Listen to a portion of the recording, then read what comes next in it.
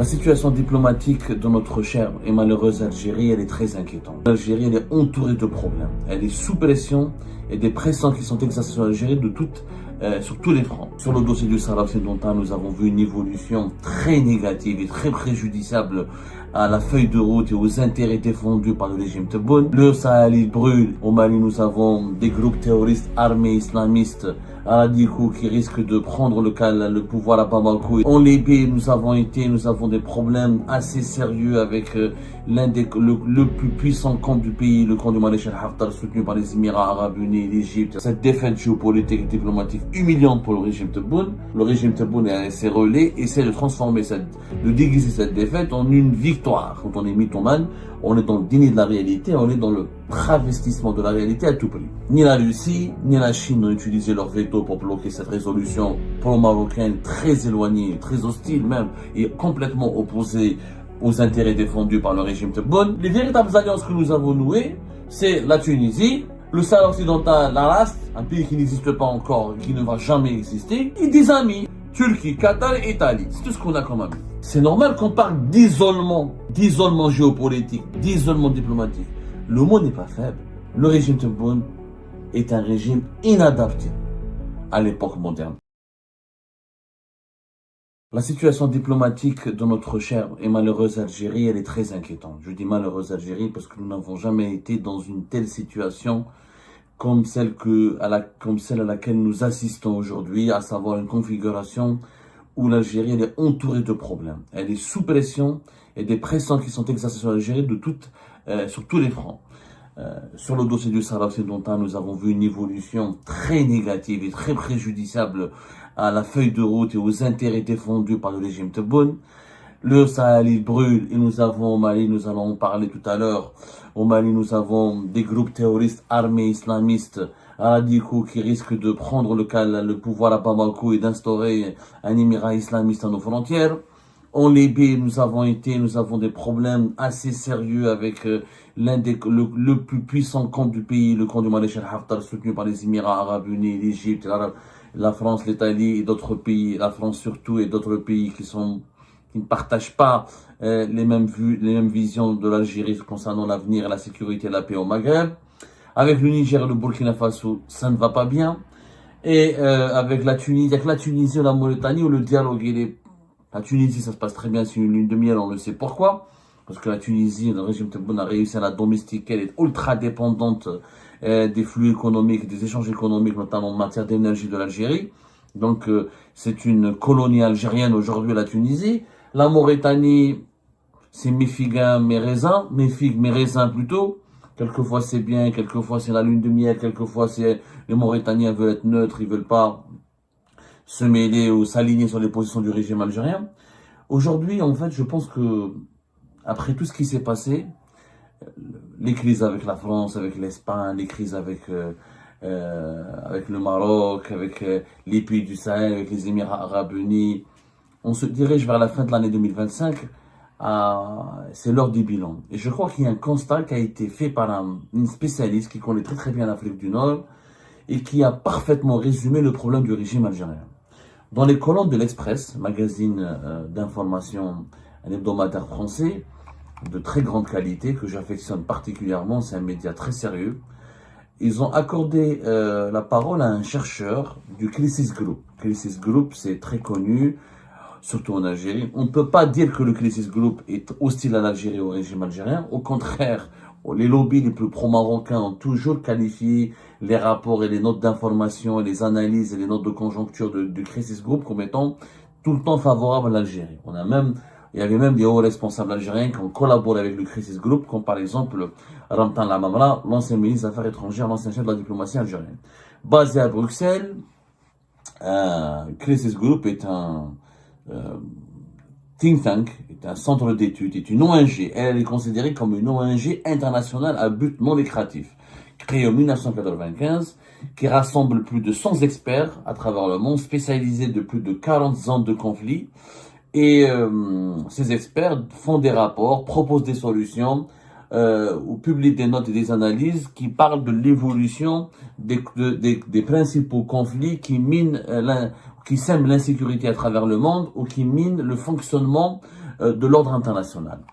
C'est très connu, International Crisis Group. Régulièrement, ils font des rapports sur la situation au Maghreb, notamment concernant le conflit du Sahara occidental. Et ces rapports n'ont jamais suscité la ferveur du Maroc parce que du côté du Maroc, on les considère d'ailleurs comme très pro-algériens. International Crisis Group, vous pouvez vous documenter là-dessus. En même temps, la Mamala, je crois qu'il a collaboré avec eux il y a de cela quelques années. Voilà, il était membre du conseil d'administration en 2018. Voilà.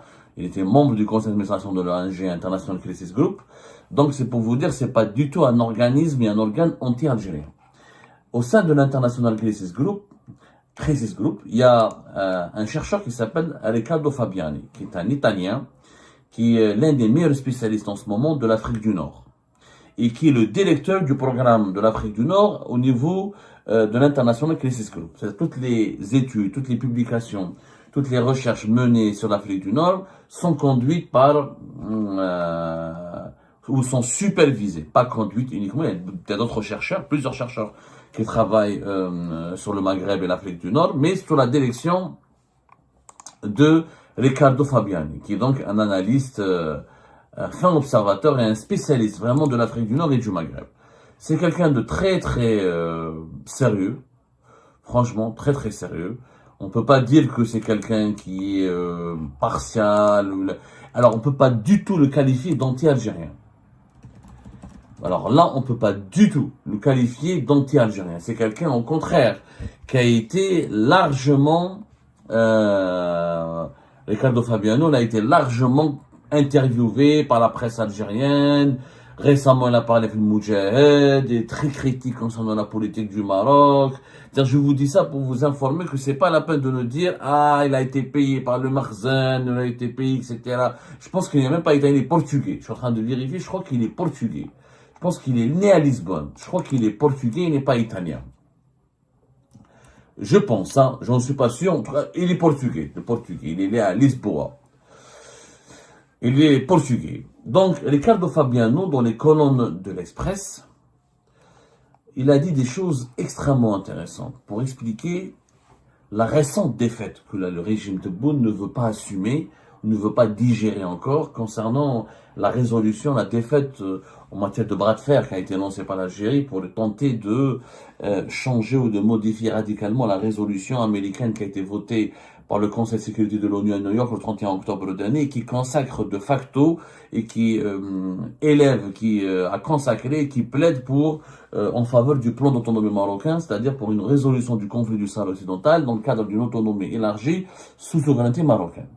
Cette défaite géopolitique et diplomatique humiliante pour le régime Tebboune a été falsifiée, fait l'objet de plusieurs interprétations de mauvaise foi et malhonnête en Algérie. Le régime Tebboune et ses relais essaie de transformer de déguiser cette défaite en une victoire.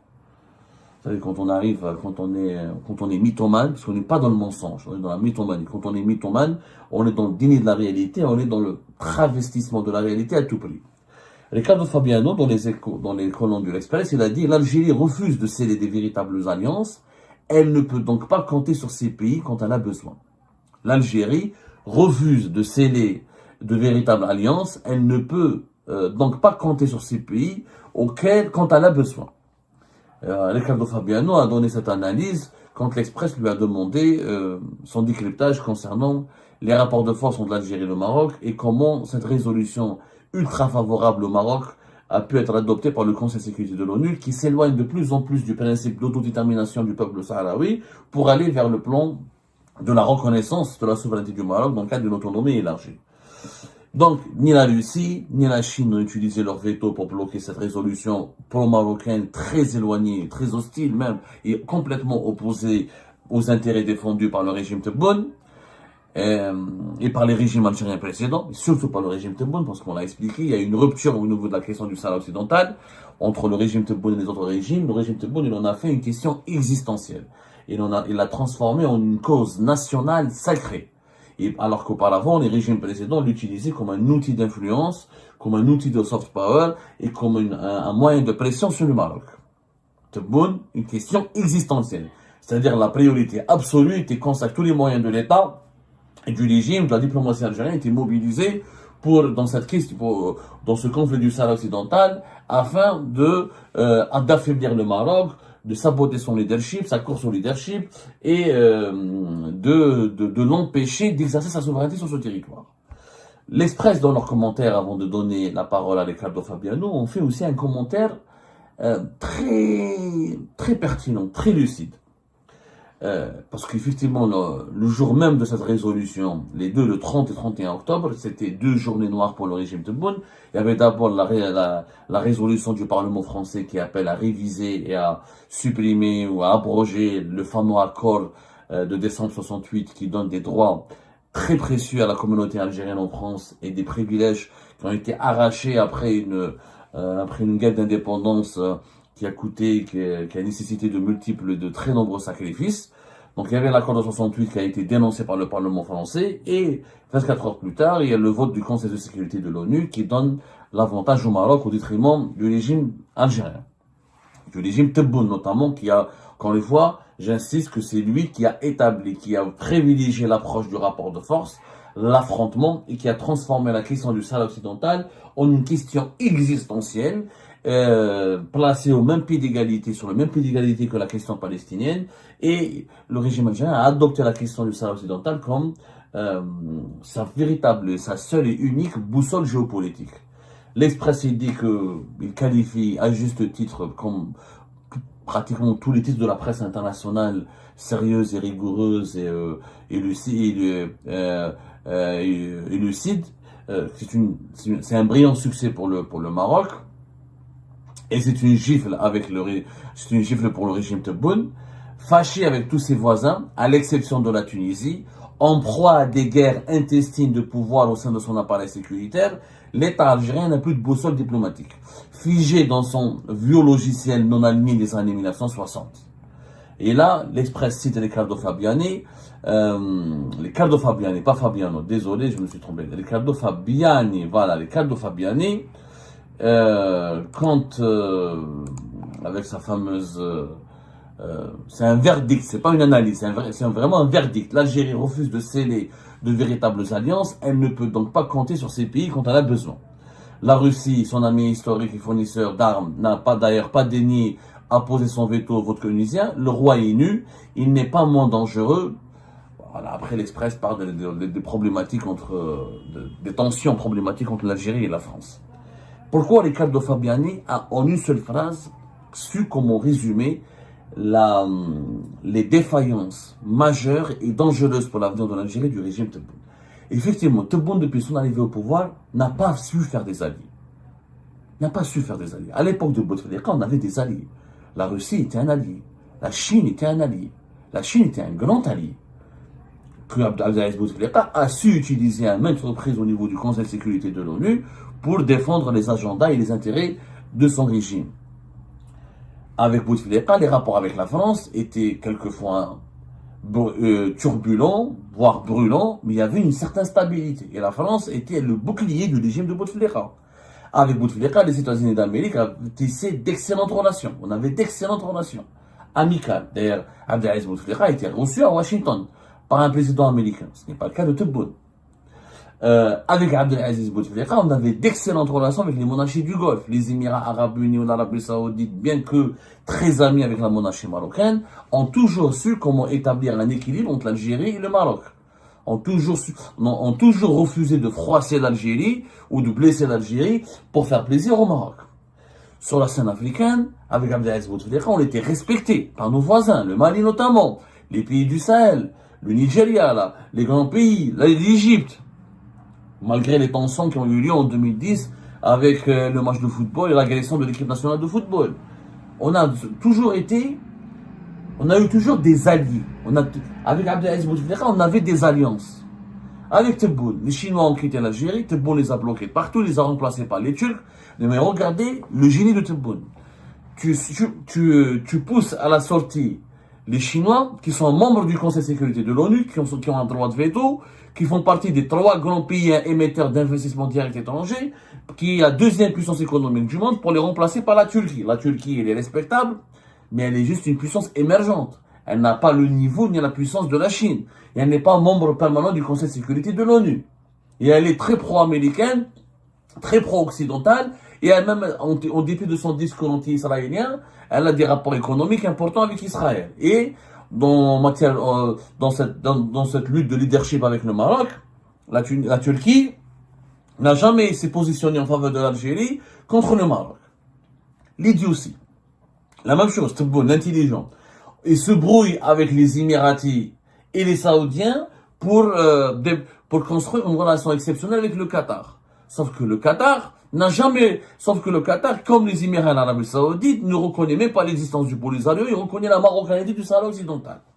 De un. De deux, les Émirats sont très amis avec les Chinois et les Russes, beaucoup plus que les Qataris. Ils sont très amis aussi avec les Français, les Européens et les Américains. Du coup, on a poussé les Émiratis à adopter une politique hostile contre nous et à se rapprocher du Maroc. La Russie, au départ, on voulait être pro-russe. Ensuite, Tebboune a changé de cap parce que les Russes n'ont pas voulu le parrainer, n'ont pas voulu croire en lui, ni miser sur lui, et n'ont pas aidé à entrer dans le club des BRICS. Il fait un virage américain. Il froisse les Russes, les relations deviennent froides, et à la veille du vote du Conseil de sécurité de l'ONU, il essaie de se rattraper, de corriger ses bêtises avec les Russes. On n'a pas d'alliés. Aujourd'hui, effectivement, l'Algérie n'a pas d'alliés. Elle a des partenaires. L'Algérie de Tebboune, les Turcs sont des partenaires, mais ne sont pas des alliés. Les Italiens, c'est des partenaires, mais c'est pas des alliés. Les Qataris, c'est des partenaires, c'est pas des alliés. Quelle est la différence entre un allié et un partenaire? Un partenaire, c'est que des intérêts économiques ou des intérêts politiques conjoncturels. Il y a un moment donné, on a les mêmes intérêts, on se parle ensemble, on collabore ensemble, on s'entraide ensemble, on s'entraide mutuellement. Mais c'est conjoncturel. Un allié, c'est pas uniquement que du business, c'est pas que de l'intérêt économique. C'est un partage de valeurs, il y a un partage de causes, il y a un partage d'intérêts structurels. Avec la Chine, on avait une alliance, c'était structurel, on avait la même vision du monde. Là, il faut pas dépendre, il faut changer l'ordre international qui a été dessiné par les puissances occidentales, réformer le fonctionnement de l'ONU, du Conseil de sécurité de l'ONU, le Conseil de sécurité des Nations Unies, s'émanciper de l'impérialisme occidental, revoir le fonctionnement de l'ordre international, aider les pays africains à se développer économiquement sans s'ingérer dans leurs affaires politiques internes, créer des liens politiques basés sur les intérêts communs et non pas des liens sulfureux ou incestueux avec des classes dirigeantes de ces pays africains ou arabes. Ça, c'était un allié, parce qu'on a la même vision. Un allié, c'est celui avec lequel tu as la même vision du monde.